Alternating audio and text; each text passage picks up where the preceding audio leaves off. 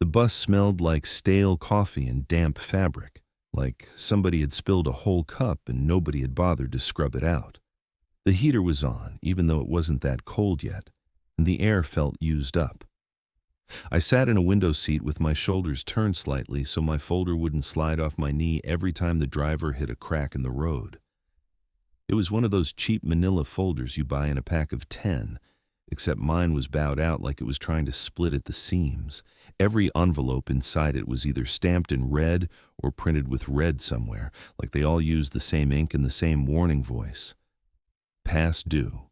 Final notice. Urgent. I'd stopped opening them after a while. At first I told myself it was temporary, like if I didn't look at the numbers for a couple days, then I could breathe, then I could figure it out. But the truth was, I was tired of watching my life turn into a stack of paper that hated me. It wasn't just the bills either. It was the way they showed up like clockwork, like the world was fine and normal and didn't care if you were drowning. My bank app still did the little loading circle and then showed me a smaller number. My email still filled up with reminders that I wasn't paying fast enough. It all kept moving like I wasn't allowed to pause. I kept doing math in my head without meaning to. The kind of math you don't write down because writing it down makes it real. If I paid rent first, I could keep the apartment, but then the card would go delinquent and the minimum would jump, and then the interest would eat me alive. If I paid the card, I could keep the credit line open, but my landlord wasn't going to care about my utilization rate when he taped a notice to my door. And the card didn't care about any of it. The car only cared about parts and labor, and both of those cost money I didn't have. The last time I drove it, the brakes squealed so loud at a stop sign I saw a guy on the sidewalk turn his head before he even saw me. It wasn't just noise, either. The pedal felt soft. There was that half-second delay where you press and nothing happens, and then it catches, and your stomach drops because you realize how close you are to the line between inconvenience and disaster. The mechanic I took it to last month didn't try to scare me. He didn't have to. He just showed me the pad, thin as a fingernail, and told me I'd be stupid to wait. So I'd been avoiding driving, which sounds easy until you live in a place where everything costs time if you don't have a car. Groceries turn into a whole afternoon. Job interviews turn into a complicated plan. Even going to a temp agency becomes a calculation. I spent more on ride shares than I want to admit until I couldn't even justify that. Then it became buses and walking and showing up places already sweating because I'd had to move fast to stay on schedule. It's hard to feel like a functioning adult when you're timing your life around a transfer. Friday was the real problem. Friday had teeth. Friday was 3 days away, and it wasn't just another day on the calendar. It was the day my landlord had circled in his own head. It was the day my bank would decide I wasn't worth the risk anymore. It was the day my insurance payment was due, the one I'd already pushed once, the one they told me they wouldn't push again. If that lapsed, I wouldn't be able to drive even if I fixed the brakes. If I got pulled over, it would turn into another thing I couldn't pay. Another envelope, another red stamp, another little piece of paper telling me I was falling behind like it was a moral failure. The bus swayed left, then right, and my folder thumped against my knee. I adjusted it and looked out the window. The city thinned into low buildings, then open stretches, then trees. Everything outside looked calm. People drove past in clean cars with their windows up, like they had places to be that weren't emergencies. The sky was flat and gray, that color that makes everything look cheaper than it is. I watched the road and tried to stop my brain from running numbers, but it kept doing it anyway. I'd called my landlord that morning because I didn't know what else to do. I told him I had money coming, which was half true, because I had a plan in my head that involved selling a couple things and maybe getting a quick job, something, anything. He didn't argue with me. He didn't yell. That was the worst part. If you can't pay by Friday, we start the process, my landlord said, like he'd said it 100 times. After that, he hung up, and I stood in my kitchen with my phone in my hand and the sink dripping, and I realized nobody was coming to save me from the boring kind of disaster. Not the dramatic kind, not the kind where a friend shows up with a check or a miracle or a couch to sleep on. Just the slow grind where you lose things one by one because you can't keep up. It felt like being sick without a fever, like something was wrong under the surface and you could still go to work and smile at strangers, except I didn't even have work anymore.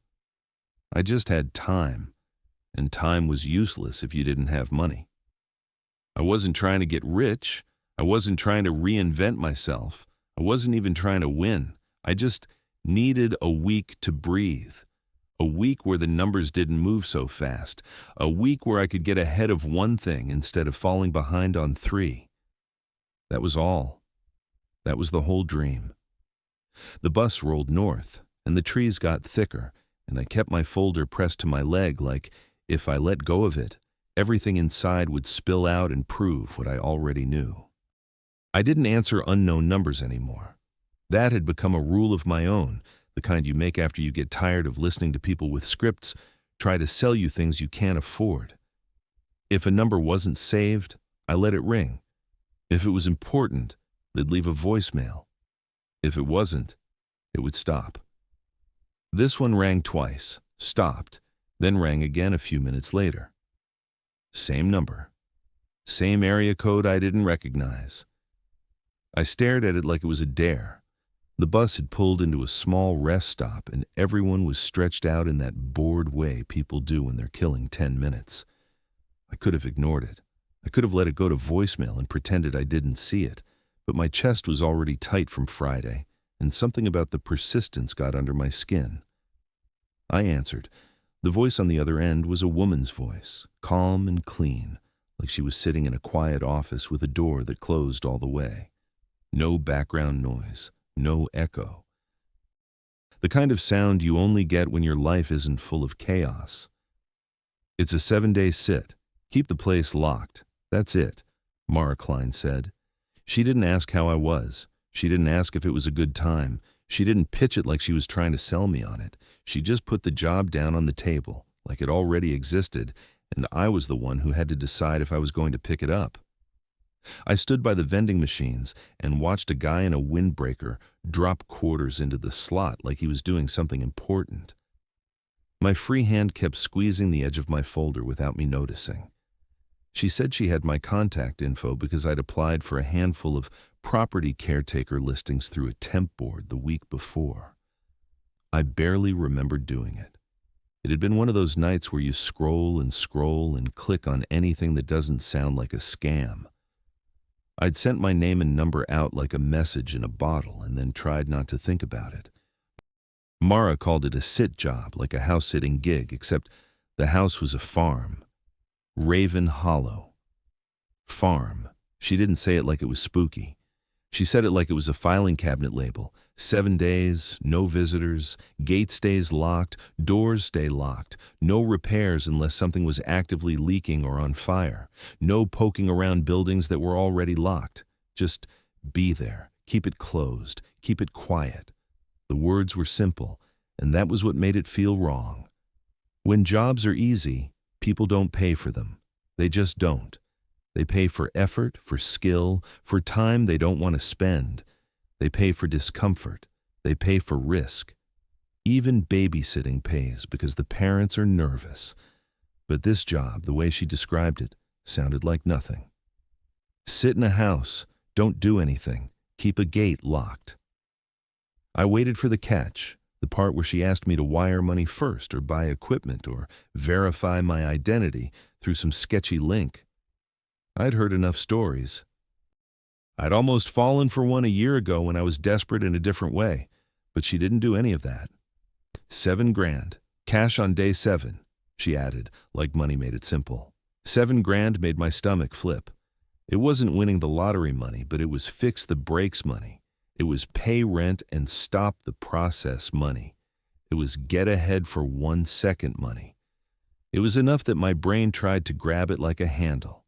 And that's when the hush part hit me. The way she said it, Cash, not check, not direct deposit, not payroll. Cash, like it didn't want to touch a bank. I asked where the farm was, and she gave me the general region, northern Minnesota, outside a town I'd never heard of. She said the new owner was closing on the property, but there was a gap before they could arrive. She said they needed someone on site so nobody messed with anything. She said it like vandalism was a normal concern, like theft, like kids partying in an empty place. All of that made sense on paper. Farms sit empty, people break in, they strip copper, they smash windows. I'd seen enough videos online to know it happened, but something about the way she didn't elaborate made my skin itch. She didn't say what was on the property worth guarding. She didn't say why a sheriff's deputy couldn't swing by once a night if it mattered. She didn't say why it had to be me. She gave me an address in Duluth for her office, plus a website. The website was simple, clean, and boring, which honestly made it more convincing. Stock photos of lakes and cabins, a list of services, names, a phone number that matched the one calling me.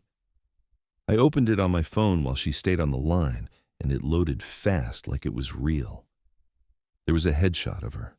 Mara Klein. Brown hair pulled back, a blazer, neutral smile. The kind of picture you take for LinkedIn when you want to look competent and forgettable. She looked like a person who knew how to file things correctly. She looked like a person who wouldn't accidentally hand out $7,000 in cash unless there was a reason. I scrolled through the contact page, and the address matched what she'd said. I pulled up the address on maps. There was a building there, brick. A sign on the street view that looked like it had been there for years. Not a perfect guarantee, but better than nothing. The bus driver honked once and people started filing back inside. I stayed by the vending machines a few seconds longer, staring at my screen, at the neat little website, at the photo of Mara's calm face, at the contact form like a trap door. I didn't tell her yes, not right away. I said I needed details. I said I needed to read something. I said all the smart things I could think of while my mind was already spending the money. Because $7,000 would fix my Friday problem. It would fix a lot of problems. It would turn the red stamps into something I could breathe around. And that was exactly why it scared me. By the time I got off the bus, the air felt sharper, like the north had teeth. It wasn't snow cold, not yet, but it had that bite that makes you zip your jacket without thinking. I picked up the cheapest rental I could get, a compact that smelled like lemon cleaner and old upholstery, and I drove out of town with the radio off and both hands on the wheel. US 53 runs like a straight answer through a lot of quiet. Gray sky, flat light, and trees that don't open up the way they do closer to the city. The farther I went, the less it felt like I was moving through places meant for people who didn't already belong there. The traffic thinned until it was mostly pickups, the kind with mud on the fenders and toolboxes bolted into the beds. They passed me without looking. Or maybe they did look, and I just didn't catch it. My phone bars dropped from 2 to 1, then to none whenever the road dipped. I kept glancing at it anyway. Not because I needed anything in that moment, but because it reminded me what I was giving up by driving this direction. Signal. Options. The ability to call someone and have them actually hear me. The wind came in around the door seals in small, cold drafts. I turned the heat on low, but the air still felt thin and used up. Every now and then, I caught this smell, faint but sharp, like wet pennies in a pocket, like old metal that had been left out in rain. It would hit for a second, then fade. I told myself it was the car, or the road, or my brain reaching for something to be anxious about because anxiety was the only thing it had been good at lately. Still, it kept coming back. Stone Ridge didn't announce itself the way bigger towns do. It just appeared, a small strip of buildings along the highway, like somebody had placed them there and stopped. There was a diner, a hardware store, and a gas station with a convenience store attached. The parking lot was full of pickups. Not crowded in a lively way, just occupied. like everyone had parked and then gone inside to wait for something. I pulled in for gas because I didn't want to run low out here. My rental looked too clean next to everything else. I could feel that difference the way you feel someone's eyes on the back of your neck. I swiped my card, watched the numbers climb, and tried not to think about what I'd just spent. Then I went inside for water and something I could call food. The store was warm and smelled like coffee that had been cooking too long. The floor mats were worn flat. The shelves were half fishing supplies and half snacks. Behind the counter was a guy in a hoodie and a cap pulled low, his face lit by the register screen. He didn't greet me. He didn't ask how I was. He rang up the water and a granola bar like I was just another thing passing through. While the card reader processed, I looked around and caught two locals watching me from near the cooler aisle. Not staring exactly, more like checking, like they were confirming a rumor. One of them turned away when I noticed. The other kept his eyes on me for one extra beat, then went back to pretending to read a label. The transaction went through and my shoulders dropped a fraction. The clerk slid the receipt toward me without meeting my eyes. His voice came out low, like he didn't want anyone else to hear him say it. "Don't make it a night thing if you don't have to," the gas station clerk muttered, eyes staying on the register. I held the receipt and waited for him to add something, some explanation, some joke that would let me pretend it didn't matter. He didn't. He just started tapping keys again, already moving on. I walked out with my water and my bar, and the cold air hit me like a slap. I sat in the driver's seat for a second before I started the engine. I watched the parking lot through the windshield. Nobody waved. Nobody approached. The trucks just sat there, patient and heavy. I pulled out and got back on the highway, and the town disappeared in my rearview mirror like it had never been there. 15 minutes later, my GPS froze. The blue line vanished and the screen went blank, then gave me that little spinning wheel like it was trying and failing to be helpful. No service. Great. I used the printed directions I'd saved from Mara's email, the kind you only print when you don't trust your phone to be a phone. County Road 18, a right at a marker that wasn't really a marker, then gravel. The turnoff was easy to miss, a narrow cut into the trees, a wooden post leaning at an angle with paint bleached so pale it looked like bone. I took it, and the road changed immediately. The tires crackled over stone. The suspension rattled on potholes. Branches brushed the sides like fingers. The woods pressed in until the daylight felt dim, even though it was the middle of the day. A mile in, the wet metal smell came back, stronger. Not gas, not oil. Something iron and damp, like a toolbox left open in rain. I kept driving because stopping didn't make the smell go away. It just made me think about it. Then, the sign showed up through the brush on the right, a plank of wood with faded letters and lichen creeping over the edges. Raven Hollow Farm. The last word was half gone, like the place didn't care if you read it. An arrow pointed forward deeper into the trees. I followed it, and the road swallowed everything behind me.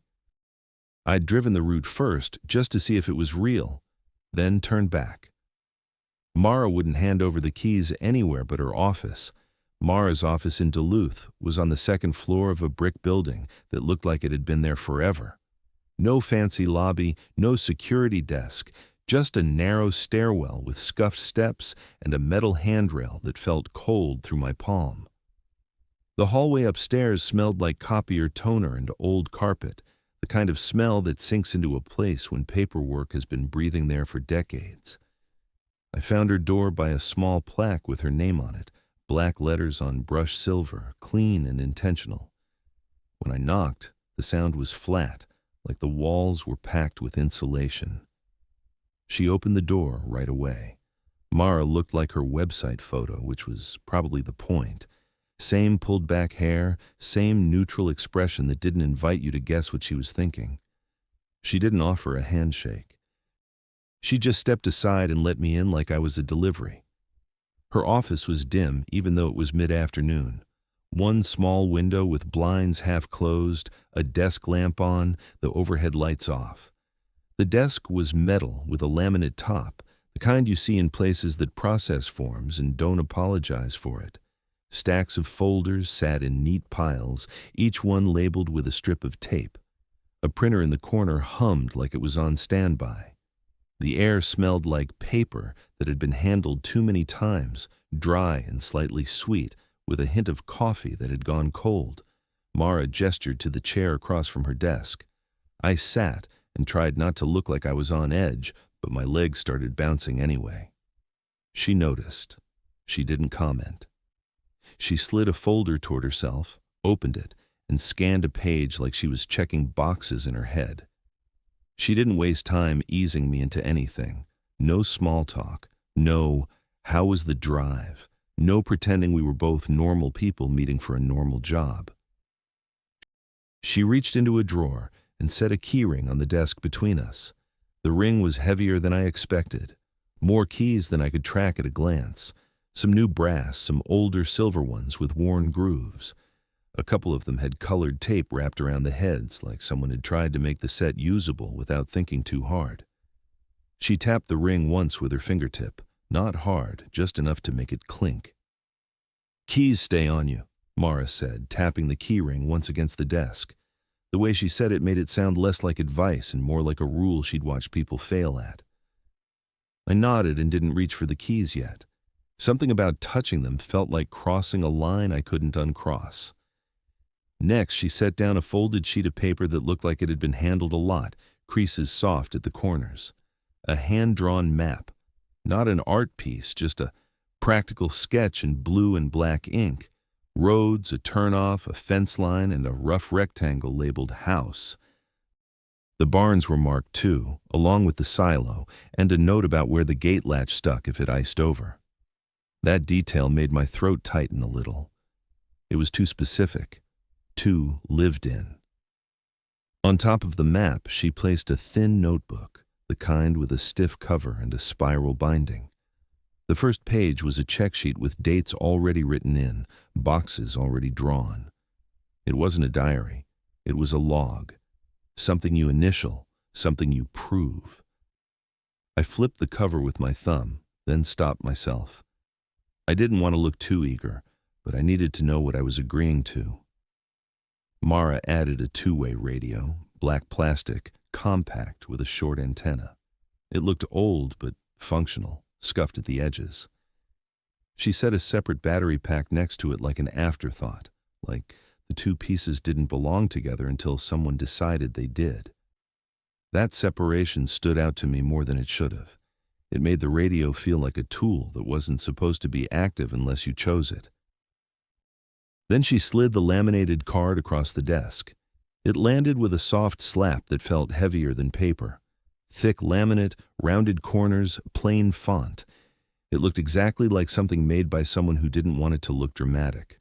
No logos, no letterhead, no color. Just 5 numbered lines. The kind of thing you could glance at and laugh at if the person handing it to you didn't look like Mara. I didn't speak. I didn't ask questions out loud. I let my face stay neutral while my brain ran through possibilities, insurance requirement, liability, a weird owner with weird habits, a prank, a social experiment, anything that wouldn't force me to admit the alternative, that this was the real reason they were paying so much cash. Mara watched me take it in without blinking. She had a way of holding still that made you feel like you were the one making noise, even when you weren't. I could hear the printer hum.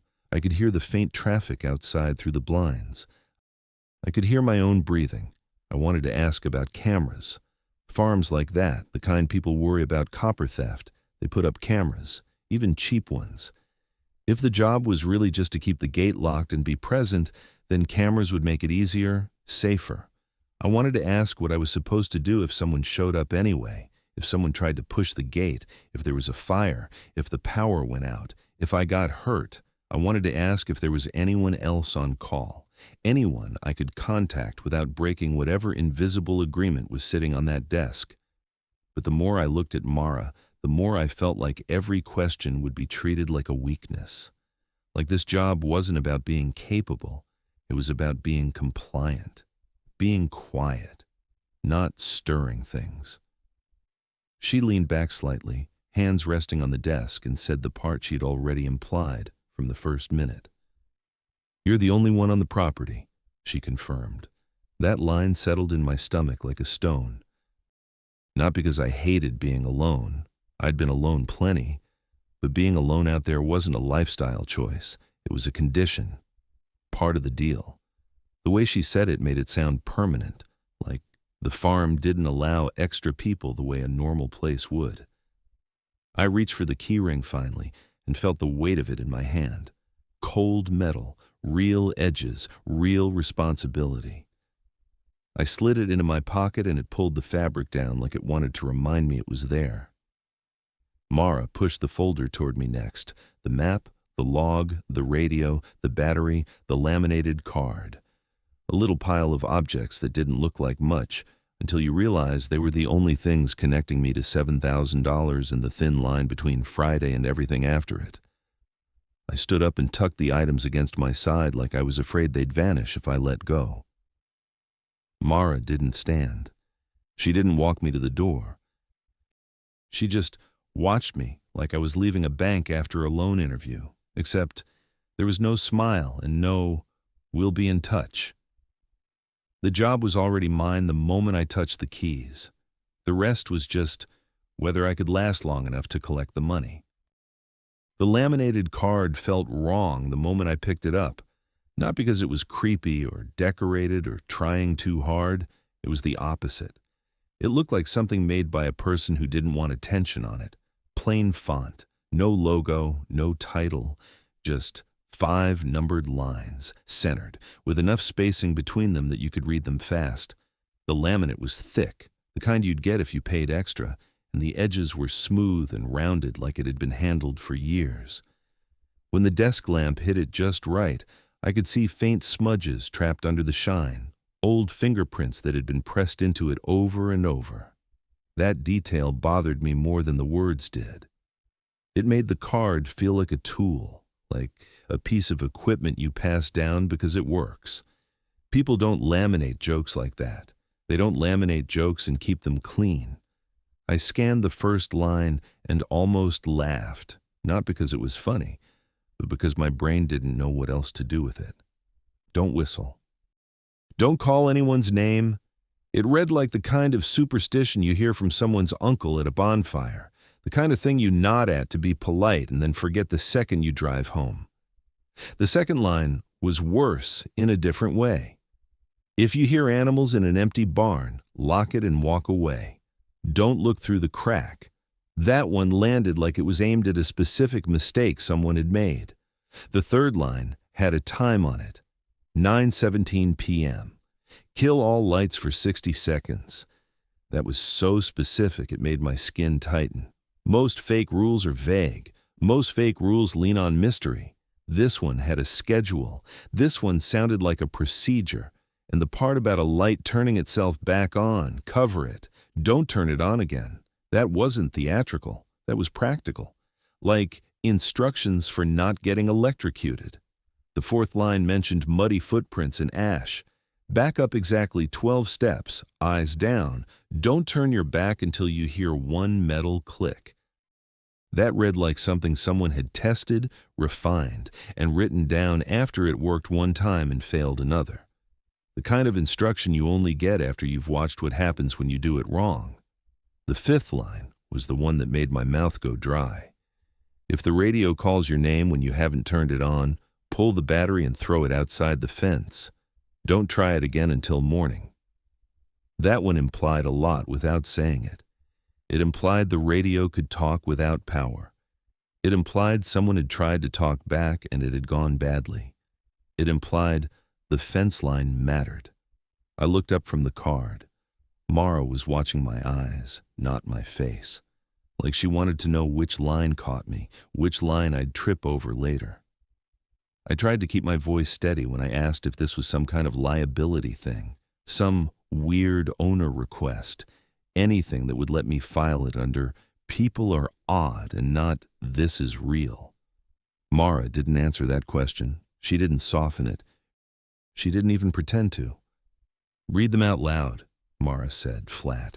The way she said it made my throat tighten, not because it was intimidating in a dramatic way, but because it wasn't. She wasn't trying to scare me. She was trying to make sure I heard myself say them, like saying them out loud turned them into something binding. Like it mattered that I agreed, not just that I knew. I held the card a little closer and read the first line, then the second, then kept going. My voice sounded too loud in her small office. I could hear the printer hum. I could hear a car pass outside. I could hear the scratch of my thumb against the laminate as I gripped it too hard. When I finished, I looked up again, waiting for her to react the way a normal person would react after handing someone something that sounded like that. A smile, a shrug, a little, "I know it's weird." Anything. Mara didn't move. I felt stupid standing there with a laminated card of rules about whistling and ash and turning the lights off at an exact minute like I was auditioning for a role in someone else's nightmare. I wanted to push back. I wanted to tell her I wasn't a kid. I wasn't going to play along with some local tradition if it didn't have a reason. I wanted to tell her I needed to know what I was walking into if I was going to be alone out there. But Friday kept sitting behind my eyes like a countdown clock. 7 grand kept hanging in the air like a rope. Mara's expression didn't change. She leaned forward slightly, just enough to make the desk lamp catch the card again and highlight those old fingerprints under the shine. "If you mess up, you don't get paid," she said, then paused. "That's the best case. Best case." She didn't say worst case. She didn't threaten me. She didn't need to. The words did it for her. I stared at the card and felt that specific kind of anger you get when someone is holding power over you and acting like it's normal. It wasn't the money, exactly. It was the way she treated it like a lever, like she knew I didn't have enough room to say no. I wanted to tell myself I could walk out. I could toss the keys back on her desk and leave. I could go back south, find another temp job, sleep in my car if I had to, figure it out. But my car wasn't even safe to drive. My landlord had already said process. My credit card company had already sent the email about late payment. My insurance had already warned me once. And this job was right here. This money was right here.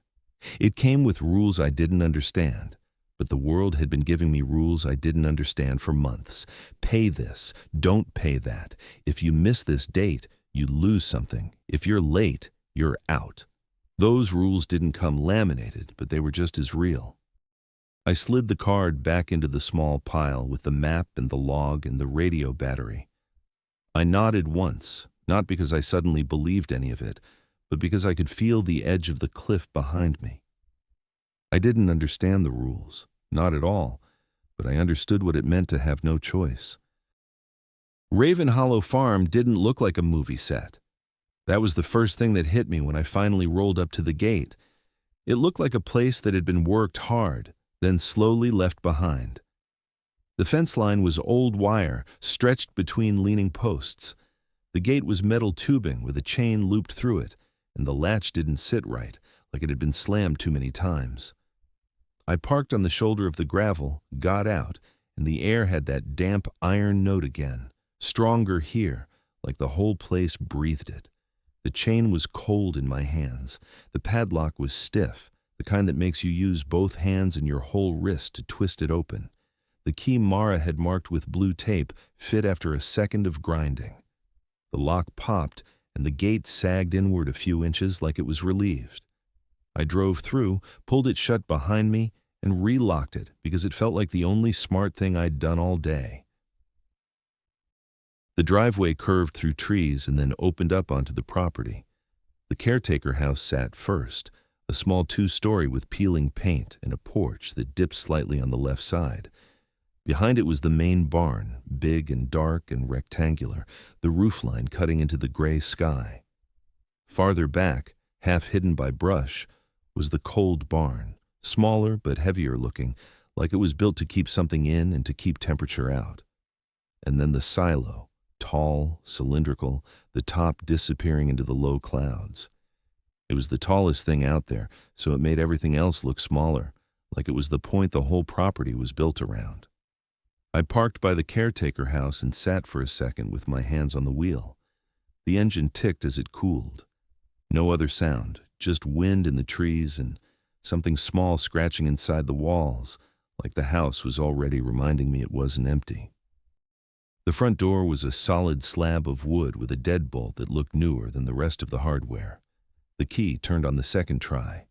The door stuck in the frame, then gave with a soft groan, and the smell hit me right away.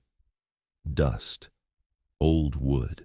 Something faintly sour, like a forgotten rag in a bucket. Not rot, not exactly, but the kind of stale that comes from a place being closed up too long. I stepped inside and flicked the light switch. The overhead light came on, dim and yellow. That alone eased me a little. The entry opened into a small living room with a couch that had a blanket folded on the back like someone had meant to sit there again. A coffee table with a ring stain. A bookshelf with 3 paperbacks and a Bible. The kitchen was off to the right, narrow, with a small table and 2 chairs. The counters were cluttered with old mail, empty cans, and a glass jar full of screws. Mouse droppings were everywhere, in the corners, along the baseboards, under the sink. Little black grains scattered like pepper. I stood there and felt my stomach drop. I didn't have the energy for this. I didn't have the money for this. But it was still better than going back south with nothing. I ran the tap and watched rusty water spit out for a few seconds before it ran clear. The smell of iron came off it, and when I took a sip, it tasted like a penny held under your tongue too long. I swallowed anyway. I filled a pot and set it on the stove, more out of habit than need. If I was going to be here, I needed clean surfaces and routines. That was how you kept your brain from turning into a panic machine. I found paper towels in a drawer, half a roll left, and a bottle of dish soap under the sink. I wiped down counters twice. I pulled everything out of the cabinets and found more droppings, plus a few old dishes and a stack of yellowed napkins. In the back of one cabinet was a small shoebox with a lid.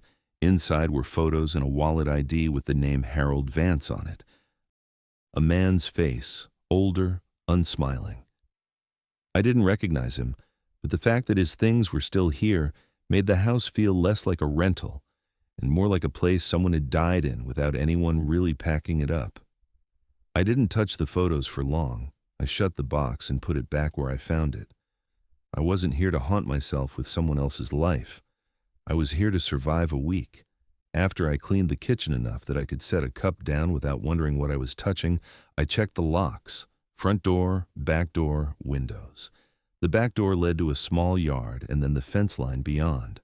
The lock worked, but the frame was loose. I wedged a chair under the knob anyway.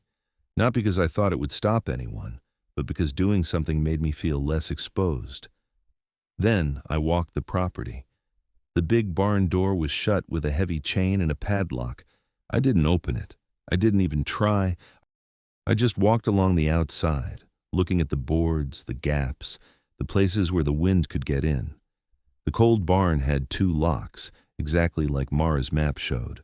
One on the main latch, one higher up on a second hasp, newer metal, clean scratches.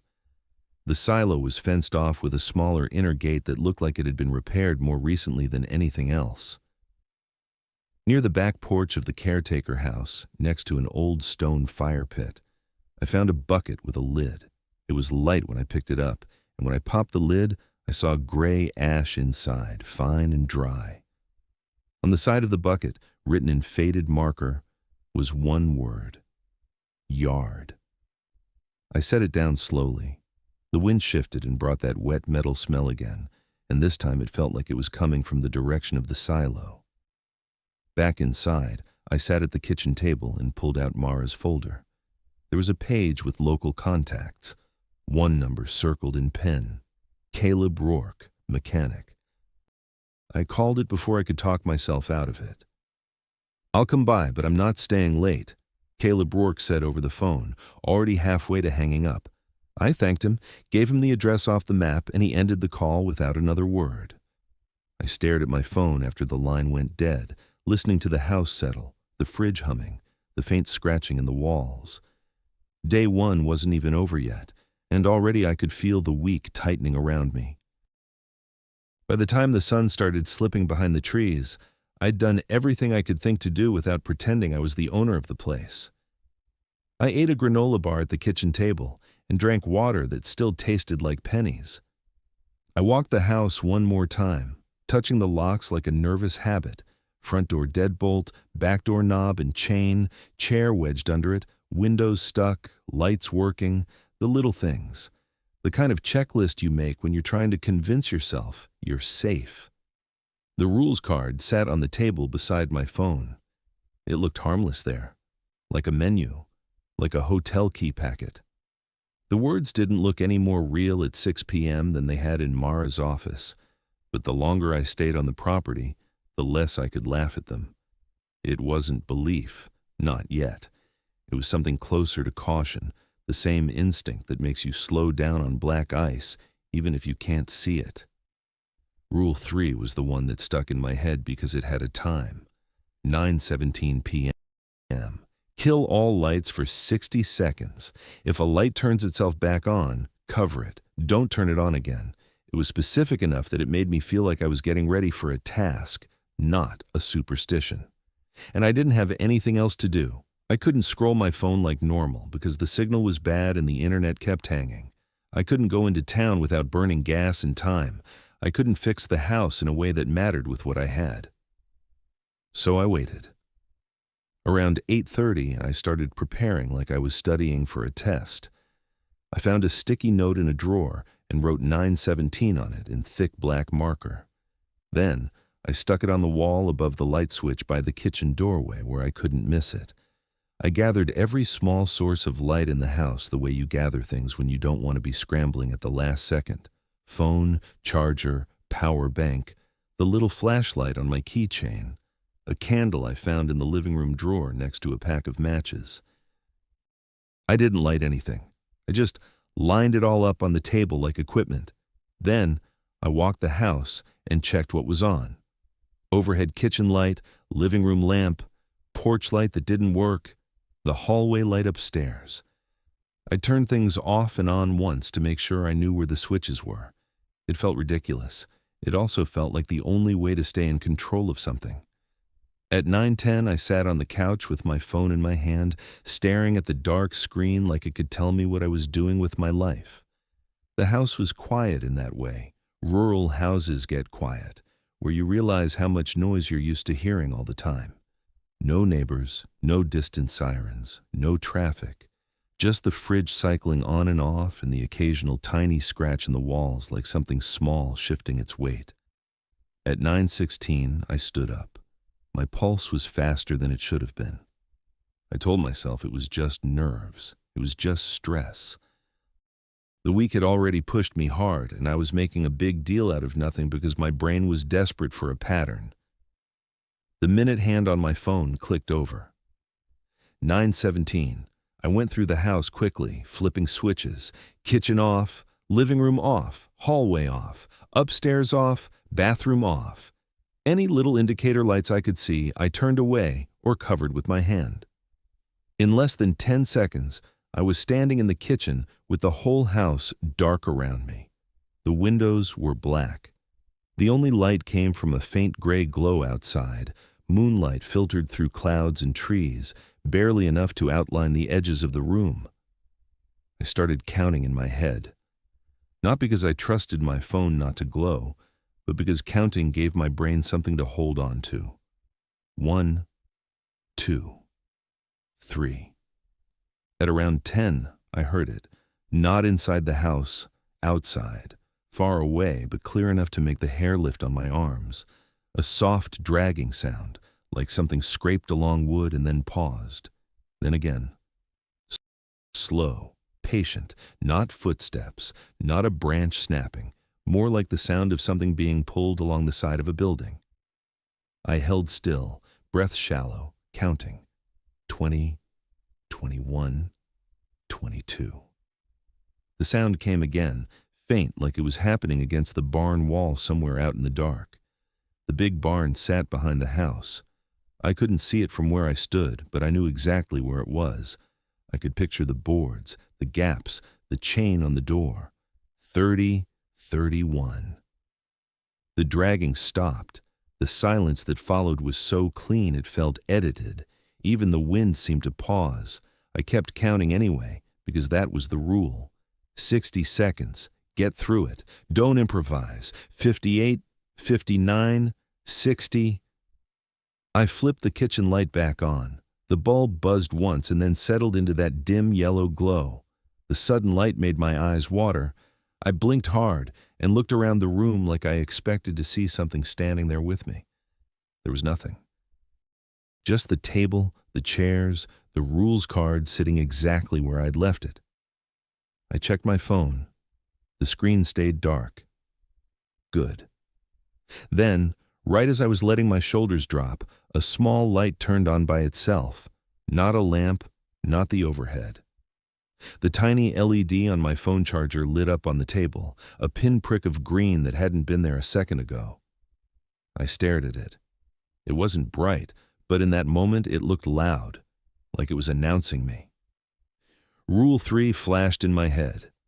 If a light turns itself back on, cover it. Don't turn it on again. I didn't think. I grabbed the dish towel from the counter and dropped it over the charger, smothering the glow.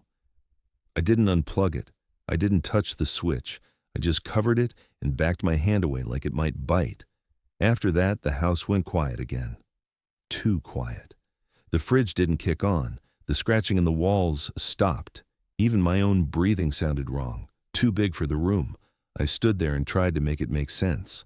Old wiring. Power surge. Cheap charger. Any explanation that didn't involve the alternative. Then, from somewhere out toward the silo, I heard a single metal sound. A sharp, distant tap, like something hit a latch with a knuckle and moved on. I waited for more. Nothing came. There were no footsteps on the porch, no wind gust, no branch against glass, just that one sound.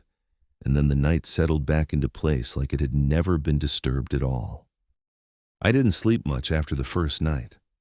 I tried, because that's what you do when you're stressed and you know you need the rest, but my body wouldn't fully let go. Every time the house settled, every time a pipe ticked, my eyes opened like I was on a timer. By morning, I'd given up and just lay there listening until the gray light outside shifted into something closer to daytime. In daylight, the place looked less threatening and more pathetic. That's the thing about a lot of bad decisions. They look manageable in the morning. The barn was still a barn. The fence was still wire. The silo was still just a tall cylinder against a cloudy sky. Even the wet metal smell didn't feel like a warning when you could see the grass and the gravel and the birds hopping around like they owned the world.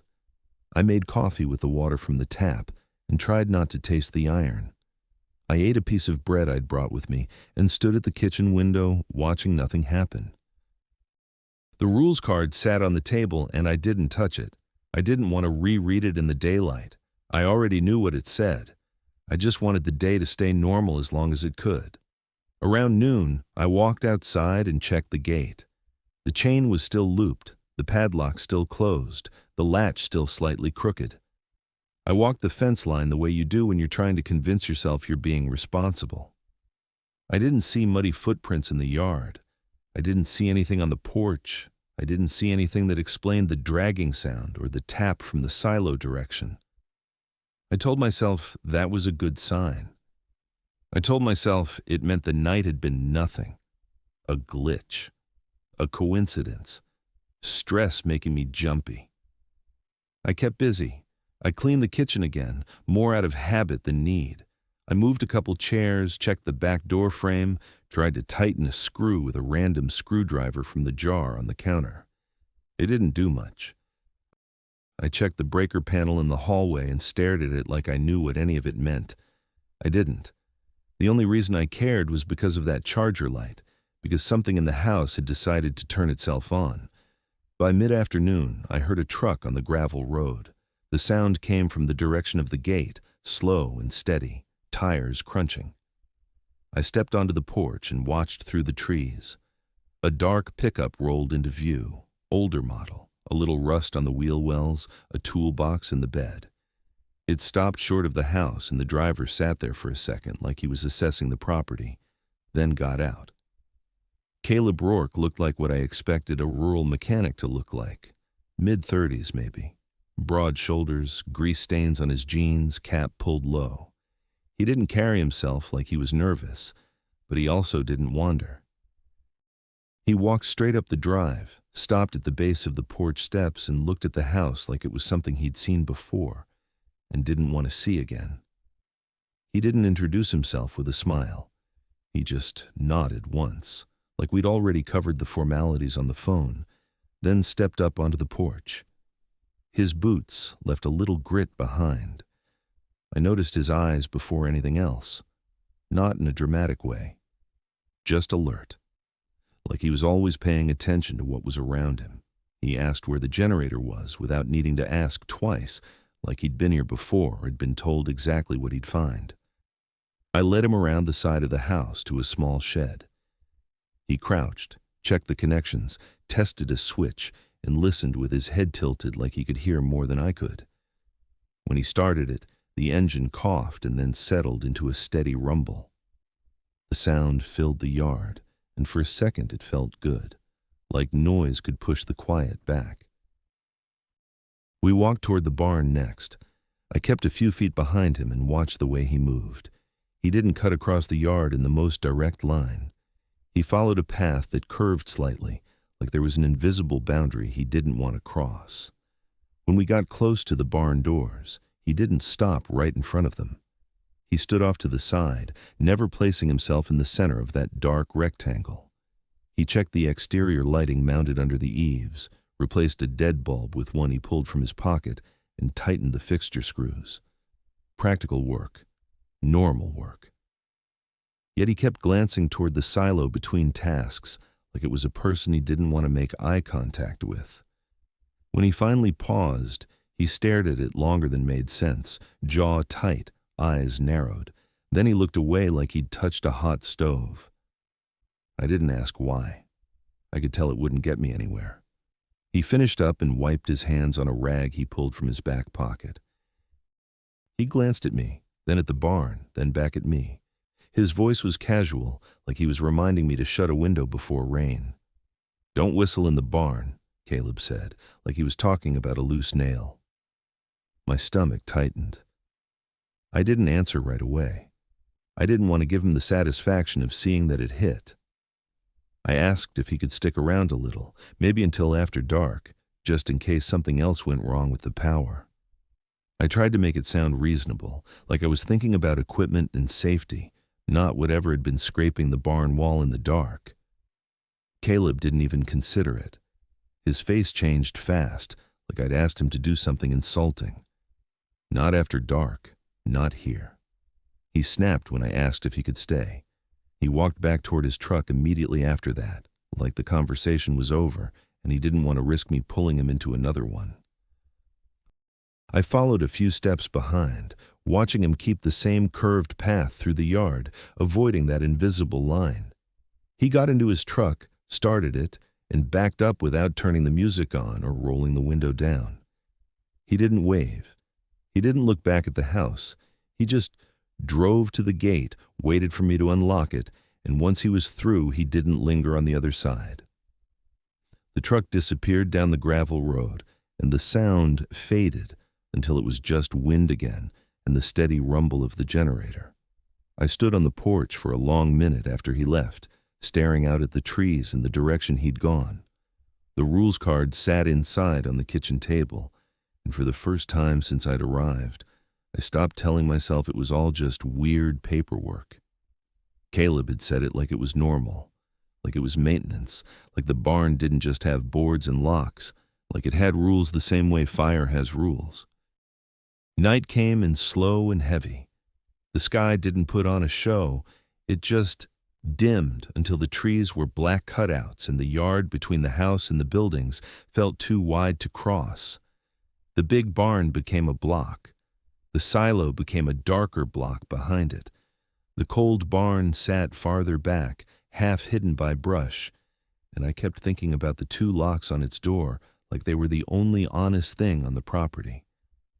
I ate because I knew I should. A sandwich at the counter, water that still tasted like pennies. I left the kitchen light on longer than I needed to, then turned it off and listened to the house settle. The fridge hummed. A pipe ticked. Something small scratched once inside the wall and went quiet. At 9:17, I followed the rule like a chore. Lights off, count to 60, lights on. Nothing turned itself on afterward. No charger glow, no distant metal tap.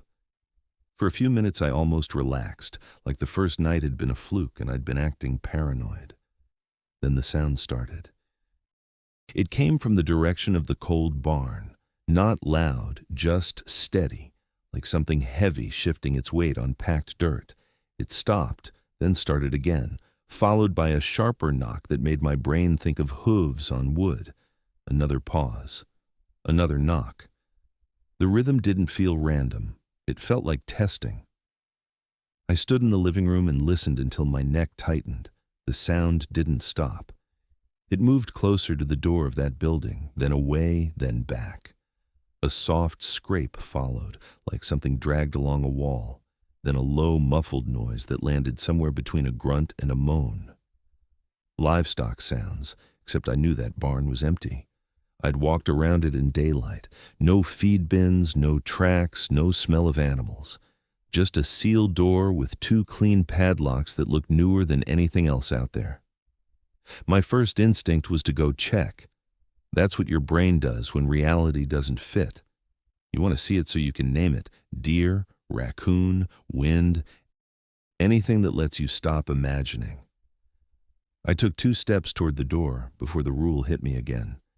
If the cold barn makes livestock sounds when it's empty, add another lock and walk away. Don't look through the crack. The don't look part was the real warning. It sounded like someone had tried it once and never got to talk about what they saw. I grabbed the keyring and shoved my feet into my shoes without tying them. Outside, the air smelled damp and metallic, like wet pennies. The yard was a flat darkness. I didn't bring a flashlight. I didn't want to light myself up. I moved fast, guided by silhouettes and the pale seam of gravel.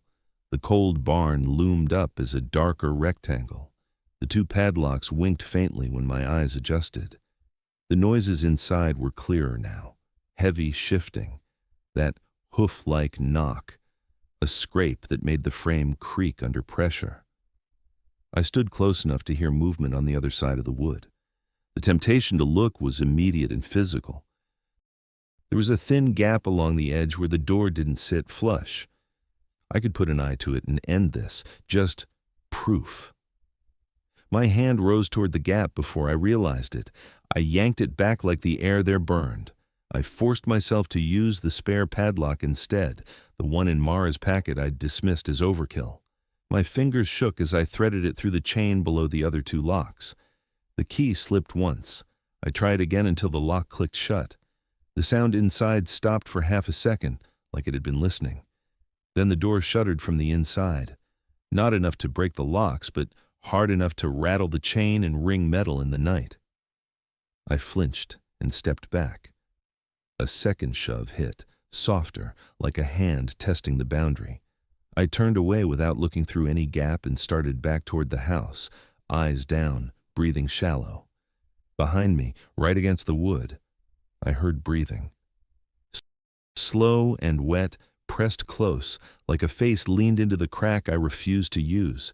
It was so near it felt personal. My stomach dropped and my legs stopped obeying the idea of walking. I ran. Gravel slid under my feet. The porch steps came too fast. I caught myself on the railing, shoved the door open, slammed it, and threw the deadbolt. I leaned my forehead against the wood until my heartbeat stopped trying to climb out of my chest. I tried to talk myself into a normal explanation. Animals get into buildings. Wind makes strange noises. Old structures settle and groan. I repeated it like a script. None of it stuck.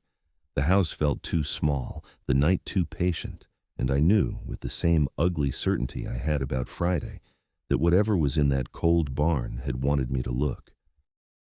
I didn't go back to the window after I threw the deadbolt. I stayed in the kitchen because it was the brightest room, and because the counters gave my hand something to do. I laid the rules card flat and checked the radio again like it was a tool I could understand. I kept my hands busy on purpose, anything that didn't involve looking out into the yard, anything to keep from standing still and listening too hard. The rules card sat on the table beside the radio. The battery pack was still separate, lying a few inches away like an afterthought. I kept looking at that gap. A radio without a battery is a chunk of plastic. It shouldn't crackle. It shouldn't do anything. The fact that Rule 5 existed at all meant somebody had learned that lesson the hard way. I checked the locks again, front and back, even though I'd already checked them. I pushed the back door like I could make it stronger by insisting. I turned the kitchen light down to just the lamp over the sink and sat at the table with my phone face down. No point scrolling, no point calling anyone. Out here, the signal came and went like it had its own mood. After midnight, the house got too quiet. The fridge cycled off, the wind eased, even the small scratching in the walls stopped. It wasn't peaceful. It felt like the place was holding its breath. The radio crackled, not a long burst. Just a dry pop of static, the sound of an open mic waking up. I froze with my fingers on the edge of the table. The battery pack wasn't installed. It wasn't even clipped on. The crackle came again, longer, and then the voice slid through it, soft and close, like it was speaking from the room itself. Ethan. The radio crackled, my name landing in the room like something physical. My stomach dropped so hard it felt like I'd missed a step. I didn't answer. I didn't move toward it right away. I just stared at the radio, waiting for my brain to offer a normal explanation, a glitch, a nearby channel, a stray transmission. None of those explanations fit the fact that it had said my name, clean and specific, like it knew exactly who was sitting at that table. Rule 5 hit me like muscle memory. Pull the battery immediately and throw it outside the fence. Don't try it again until morning. I moved fast. I grabbed the battery pack first and flipped it in my hands, confirming it was separate, confirming it wasn't secretly powering anything. Then I popped open the compartment on the radio itself, even though I knew it would be empty. Empty. Clean. Like someone had made sure. The radio crackled again, impatient, and the hairs on my arms lifted. I didn't stop to argue with myself. I wrapped the radio in the dish towel from the counter, like fabric could make it safer to hold, and I grabbed the key ring. Outside the fence meant opening a door. It meant stepping into the yard after what had happened at the cold barn. I hated that part. But the rules weren't suggestions. They were procedures, the kind you follow because you don't get to learn twice. I unlocked the front door and opened it just enough to slip through. Cold air hit my face. The night smelled like wet iron, sharper than it had earlier, like the smell was waiting right outside the threshold. I didn't turn on any lights. I kept the door mostly closed behind me and moved along the side of the house where the shadows were thick. My shoes made small crunches on gravel, and I hated how loud they sounded. The fence line was a darker band out ahead. I walked toward it with the radio heavy in my hands, the towel damp against my palms. Halfway there, I saw wet marks in the dirt, not full footprints, more like smears, like something had stepped and dragged, then stepped again without finishing the shape. The marks shone faintly in the thin light, darker than the surrounding ground, and they angled in from the direction of the silo. I didn't stop to inspect them. I didn't crouch down. I didn't tell myself I'd look again in the morning. I just kept moving because stopping felt like an invitation. At the fence, I lifted the radio and threw it hard over the wire, as far as my arm could send it. It vanished into the dark with a soft thud. For a second, everything went still, like the yard was listening. Then, from somewhere beyond the fence, the radio crackled one last time. A short burst, sharp and ugly, like a laugh cut off. I backed away without turning my back on the open space. I got to the door, slipped inside, and locked it. My hands shook so badly the deadbolt scraped before it caught. I stood there with my forehead against the wood, breathing through my nose, trying to push the iron smell out of my head. The house stayed quiet after that. The radio didn't speak again. But when I closed my eyes, I could still see those half-formed marks in the dirt, and I couldn't stop thinking about how they'd started near the silo and angled toward the house like something had been testing the distance. Morning didn't reset anything. It just made the yard honest. On the silo side of the house, the dirt looked wrong. Not clear footprints, not anymore. More like smears, as if something wet had pressed down and then slid sideways. The gravel near the inner fence around the silo was darker in a few patches, like it had been rinsed with water that never reached the rest of the yard. It hadn't rained. This looked heavier than dew, like the ground had been handled. I walked a wide circle around it without stepping into it. The wet metal smell drifted in and out, stronger when I faced the silo. I told myself it was rust and old hardware. Back inside, I tried to call Mara. It rang until voicemail picked up. I hung up before the beep. I tried again later, same result. Caleb didn't answer either, straight to voicemail. I remembered how fast he'd left yesterday, how he'd snapped when I asked him to stay, and I stopped pretending he was just busy. So I filled the hours with small tasks. I cleaned. I checked locks. I walked the fence line and made sure the gate chain was still tight. I stayed away from the cold barn and the silo side of the yard. Every time my feet drifted that direction, my skin tightened and I turned back without thinking. By late afternoon, the light flattened. The sky stayed gray but shifted into that dull tone that comes right before dusk. The air cooled fast. I watched the clock too much, waiting for 9:17. Just before the daylight drained out, tires crunched on gravel out by the gate. Slow, deliberate, not like Caleb's truck. I stepped to the front window and stayed off to the side, watching. An SUV rolled into the yard and stopped short of the porch. Dark paint, tinted windows. The engine stayed running. A woman got out, dark uniform jacket, hair pulled back tight, belt heavy with gear. She moved like she expected doors to open for her. She climbed the porch steps and rapped the screen door frame hard enough to make it rattle. "St. Louis County, open up!" Deputy Rhea Donovan said through the screen door.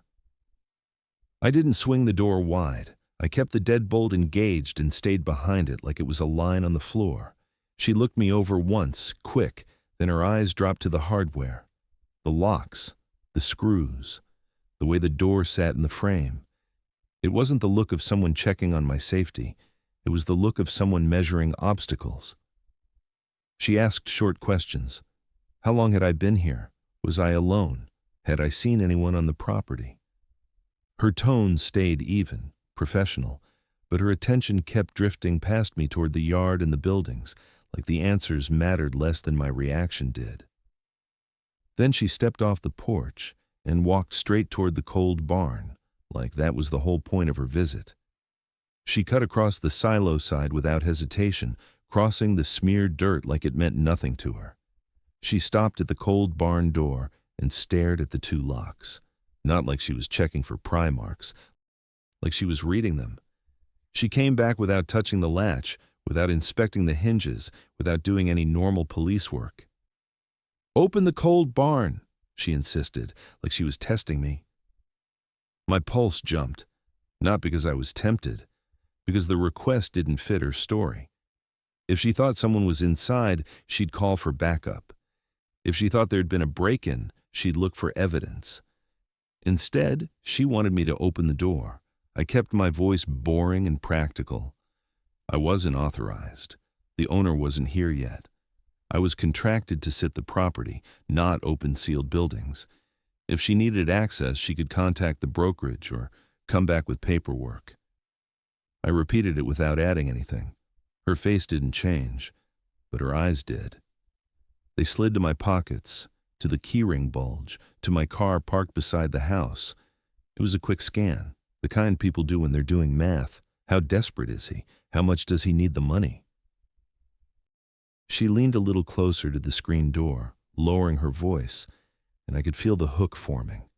The job, the pay, the idea that if I cooperated, things would be easier. I didn't bite. I didn't argue. I didn't explain the noises or the radio or the breathing.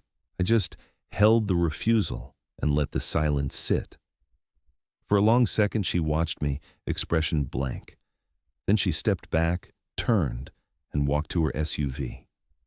Before she got in, she looked once toward the cold barn, then toward the silo, like she was checking that they were still where she left them. The SUV backed out and rolled through the gate. Gravel popped under the tires, then faded into the trees. The yard went quiet again. The light was almost gone. And I stood there behind a locked door, realizing the worst part wasn't that she'd come. The worst part was how normal she'd acted, like this was routine out here, and I was the only one who didn't know the terms. After the SUV left, the farm went quiet in a way that didn't feel natural. The air kept that damp iron smell, and it felt like the yard was waiting for me to make the next move. I kept the kitchen lamp on and stayed off the windows. I ate a few bites just to have something in my stomach. The tap water still tasted like pennies. That damp iron smell drifted through the cracks around the doors like the property carried it on purpose. I watched the clock until 9:17, then did exactly what the card said. Every light off, 60 seconds in the dark, counted in my head. Then lights back on. No flicker, no charger glow, no noise. For a moment, I almost believed the rules were just a ritual for nervous landowners. Then the yard changed. Near the silo side, the dirt darkened in small ovals, one at a time, like wetness seeping up from below. The shapes sharpened into footprints, not boot treads, not hooves. A long human foot shape, edges smeared like it had been pressed into mud and lifted slowly. More appeared ahead of it, paced out in a steady rhythm, moving from the silo toward the house like the ground was printing a walk I couldn't see. My first instinct was to stare until I spotted whatever was making them. That's how you freeze. I forced myself to move. Rule 4. Ash. 12 steps. Eyes down. Don't turn your back. Wait for one metal click. I grabbed the ash bucket from the back porch, the one marked yard, dumped some into a plastic container, and shoved my feet into my shoes. I opened the back door, and the night air hit me with that wet metal stink, mixed with something sour and waterlogged, like weeds left to rot. The footprints were closer now, still advancing. I kept my eyes low as I walked to where their path would cross open yard. My hands shook as I scattered ash across the line, not neat, just heavy enough to make a clear band of gray on damp dirt. The powder clung and darkened at the edges. Then I backed up. 1, 2, 3. I counted silently, eyes fixed on the ground. 4, 5. My heel found a stone and I corrected without looking up. 6, 7. Somewhere close I heard dragging, wet and sticky like a soaked tarp pulled over gravel. It wasn't matching my steps. It slid, paused, slid again, circling the ash line as if searching for a thin spot. The smell thickened in my throat. 8, 9. The dragging grew louder, close enough to make the hair on my arms rise. 10. I could hear grit in it, the sound of weight and friction. 11, 12. I stopped because the rule said 12. I didn't lift my head. I didn't turn. I held still and waited, breath shallow, hands clenched. A clean metal click snapped through the night, sharp and final, like a latch catching. My lungs emptied on their own. I waited another beat, then another. No voice, no shove, just wind again, like it had been allowed to exist. When I finally looked up, the footprints didn't continue past the ash. They stopped short, smeared at the boundary as if something had tried to step forward and couldn't. The yard looked the same, but it didn't feel the same. It felt like I'd shut a door without seeing what was on the other side. I backed toward the house and went inside, locking up with hands that wouldn't stop shaking. The kitchen smelled like ash now, dry and burnt, and that smell felt safer than metal. I needed context, something that made this mechanical instead of madness. I pulled Harold Vance's shoebox from the cabinet again. Under it, shoved behind a stack of napkins, was a thin spiral notebook with a warped cover. Inside were checklists like Mara's log, only older, written in a tight, careful hand. Dates, boxes, short notes, cold barn noise, added lock, radio incident, battery out, through beyond fence, yard prints, ash line, 12 back, click confirmed. On a page that looked handled more than the rest, a sentence sat by itself. It wasn't about keeping it out. It was about keeping it in the right place. Below that, he'd broken it down like a trap. The silo was the lid. The cold barn was bait. The house and barn were boundary, the place a person stood to do the steps on time. Not protection, containment. My eyes lifted to the empty spot on the table where the radio had been. The room felt suddenly tight, like something leaned closer. I heard it the way you hear a voice in a dead receiver, even when you know there's nothing there. Open the silo hatch. Now, the voice said over the radio, and it wasn't using my name anymore. I stood there staring at nothing, and the meaning landed hard. This place didn't hire people to keep trespassers out. It hired people because without someone here doing the rules, the lid eventually came loose. After that voice came through the room, I stopped pretending I could talk myself out of this. I didn't sit down, I didn't make coffee, I didn't scroll my phone and try to act normal. I stood at the kitchen table with Harold Vance's notebook open, the ash smell still in the air, and I listened to the house like it was something alive. The lamp over the sink threw a small circle of light. Everything outside that circle looked shallow and wrong, like the corners were waiting. I moved through the rooms and checked the locks again, not because a deadbolt could stop what wasn't wearing boots, but because checking gave my hands a job. Front door deadbolt, back doorknob, chair braced under it, windows stuck. I covered every tiny LED I could find with a towel, the charger, the power bank, even the microwave clock, until the house looked dim. The notebook sat open to the page I couldn't stop rereading. It wasn't about keeping it out. It was about keeping it in the right place. The silo is the lid. The cold barn is bait. The barn and the house are boundary. That last word kept sticking. Boundary meant line. Boundary meant responsibility.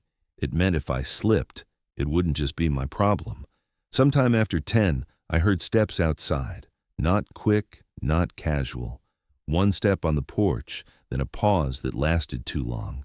Another step, heavier, like the weight landed wrong. Then nothing. Then a soft scrape along the siding, like a hand or something wet dragging across paint. It moved, stopped, moved again, never hurrying, like it had all night. I stayed off to the side of the living room window and didn't peek. I didn't want to be seen standing there. I didn't want to give it the satisfaction of confirming I was home. My heart was beating hard enough that I could feel it in my throat, and I hated that my body was louder than the house. The steps circled. Porch boards creaked once, then another time, then the sound drifted down the steps and into the yard. Gravel crunched softly, a slow line of pressure, and the wet metal smell pushed in through the door seams like the air outside had thickened. Then the knocking started. 3 knocks, evenly spaced, a pause, 3 more. Same rhythm, not frantic, not angry. Patient, measured like someone repeating a pattern until it worked. I stood there and kept my hands away from the locks. I didn't answer. I didn't clear my throat. I didn't even shift my weight because I didn't want the floor to betray me. The knocking stopped. The quiet that followed felt worse, like the whole porch leaned closer to listen for my breathing. The steps moved again, slow along the porch, then faded toward the back of the house. A minute later, the same knocking pattern hit the back door. 3. Pause. 3. Calm. Wrong. I didn't go to it. I refused to chase the sound around my own walls. The notebook hadn't said anything about investigating. It was all procedures and time and holding the line. I checked my phone without raising the brightness. I wasn't looking for signal. I was looking at minutes. I was thinking about the timed rule, about 9:17, about how Vance's checklist treated that minute like a latch you had to reset. I couldn't afford to miss it. I couldn't afford to get pulled into a conversation or a rescue story or a demand that sounded official. The steps returned to the front porch. One board creaked, then another. The handle didn't rattle. Nobody tried the lock. Whoever it was didn't need to try. It just waited, like waiting was the pressure. When 9:17 hit, I moved. I killed every light in the house and stood in the kitchen with the dark wrapped around me. I counted silently. 10, 20, 30. My ears strained so hard the blood rushing in them sounded like wind.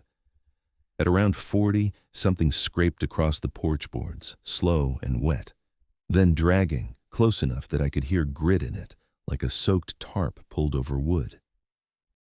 It slid until it sounded like it was pressed right up against the front door. 58, 59, 60. I turned the kitchen light back on. The dragging stopped instantly, like the light snapped a leash tight. For a second, there was only my breathing and the fridge hum starting up again. Then, a voice came from the other side of the front door, calm and too steady to belong to a person who needed help. "Hey, Ethan, it's cold out here," the voice said at my door, steady and wrong. I didn't answer.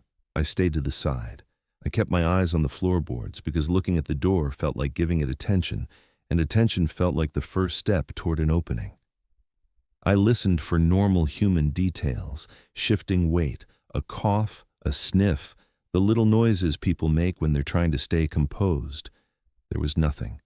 Just stillness and that damp iron smell leaking in. The voice waited, then spoke again, softer, like it was trying to sound reasonable. "Then you don't get paid," it muttered, like it knew what I needed most. That line landed harder than any threat could have. It wasn't trying to scare me anymore. It was trying to buy me. It had figured out why I was here. It knew about Friday without being told. It knew money was the only thing I'd been willing to risk myself for. I stood there in the kitchen with ash under my fingernails and Vance's notebook open on the table. And I understood the ugliest part. This thing didn't just want out. It wanted me to be the one who let it out, so it could follow me wearing my own decision like a mask. I didn't sleep after the voice tried to buy me. I sat at the kitchen table with Harold Vance's notebook open and the lamp turned low, like dim light could keep the night from noticing me. The house made small noises that felt too sharp. The fridge kicked on and I jumped. A pipe ticked and my shoulders tightened. I kept watching the seam of the front door like something might leak through. The steps never came back. The knocking didn't return. That silence was almost worse. It felt deliberate, like whatever was out there had decided it had done enough for one night.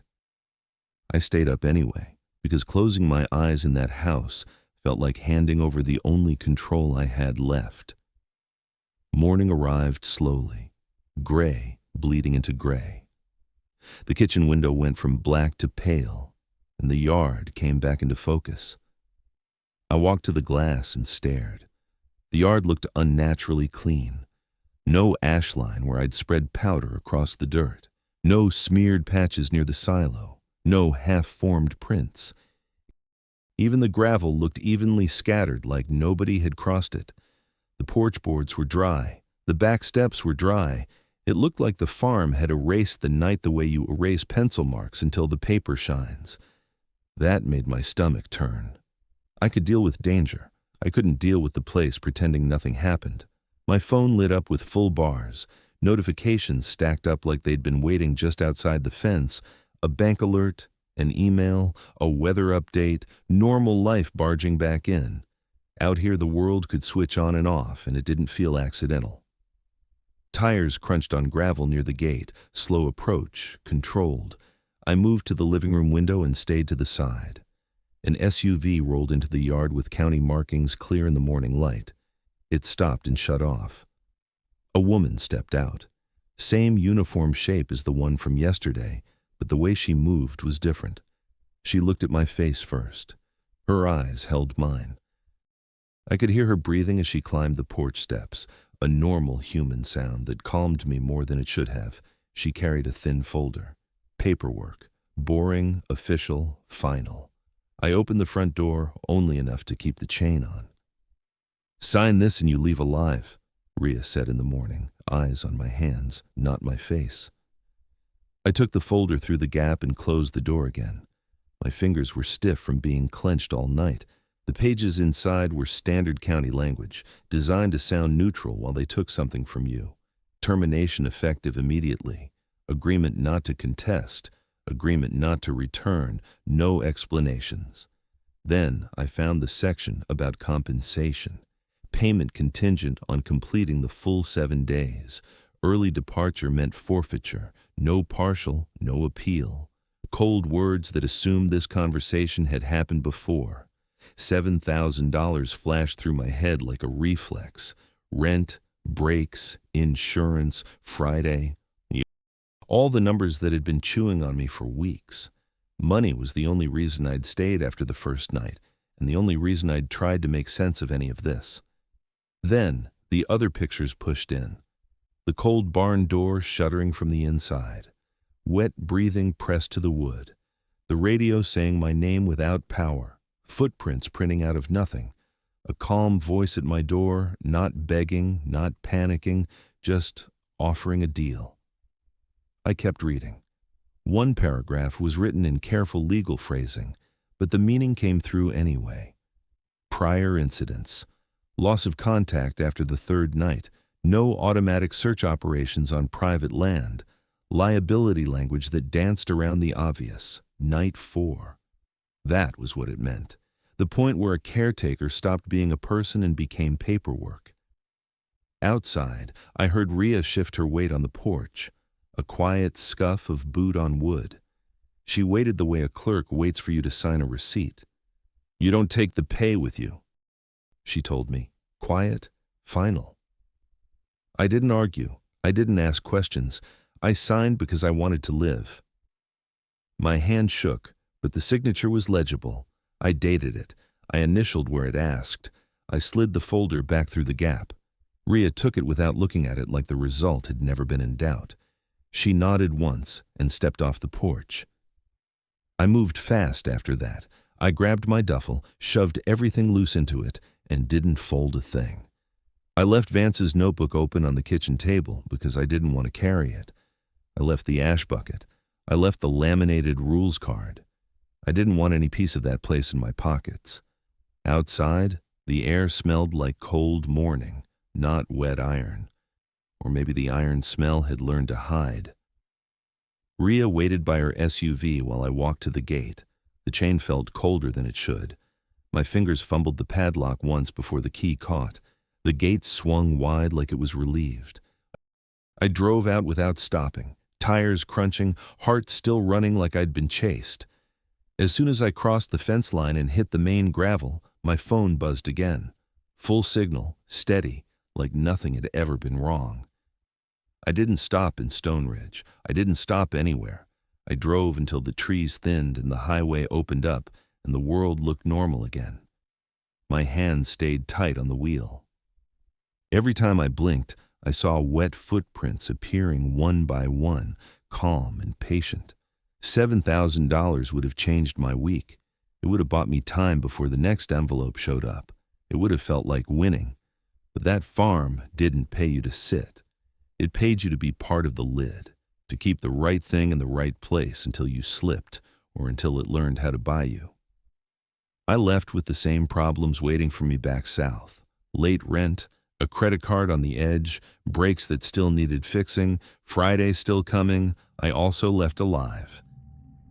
And the thought that followed me down the highway was how easy it would be for that place to find someone else, someone with a tighter deadline, someone who would hear $7,000 and think, I can make it to day 7, I just have to follow the rules. I couldn't. I traded the money for my life, and I didn't look back.